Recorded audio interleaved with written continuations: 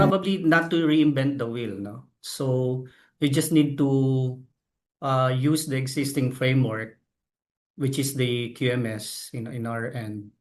So how the Six Sigma framework fits in that current framework.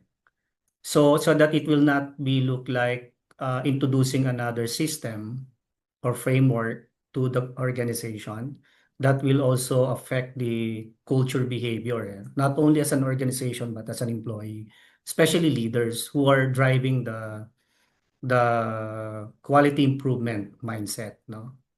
So I just mapped out what are the processes involving the current framework and then match the Six Sigma framework, and it helps a lot, no? Rather than it eliminates the current practices, no?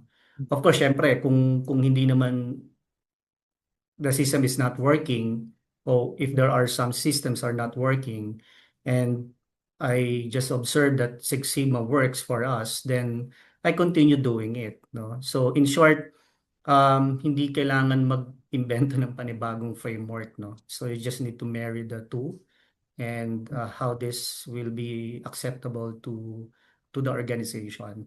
I think the leadership drives really helps a lot, no, in this kind of journey. And right now we created a Six Sigma committee, no, so that in all aspect of the services that we want to improve, we're now using the Six Sigma approach. And we have also what we call the, if we see some defects or repetitive defects and for not meeting the targets, so we call for a root cause analysis, no? So that it will not affect further costs in terms of financial, especially in water industry. Sobrang laki ng impact pagka hindi mo ma-resolve yung problem.